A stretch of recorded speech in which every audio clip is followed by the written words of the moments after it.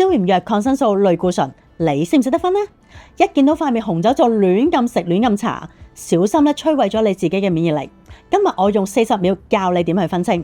第一，抗生素一發炎就食，大錯特錯。抗生素係用嚟殺菌嘅，如果你塊面咧唔係因為細菌感染啦，食幾多都唔會有用噶。亂咁食咧，只會殺晒你所有嘅益生菌，搞到你嘅免疫力咧變差，越爆越勁。第二就係普通嘅消炎藥啦，佢純粹咧係阻截你發炎嘅物質，幫你暫時止痛退紅腫。第三，類固醇，佢係最強力嘅抗發炎藥物。普通嘅消炎藥咧只係針對局部，但係類固醇咧係直接全面抑制人體嘅免疫系統反應。通常咧去到好嚴重嘅敏感啊，或者係免疫系統失控，自己攻打自己嗰一陣嘅時候咧，先會用佢嚟咧強力消炎。但係要記住，無論係邊一隻藥，佢哋嘅原理咧，即只係撳住個症狀，治標唔治本。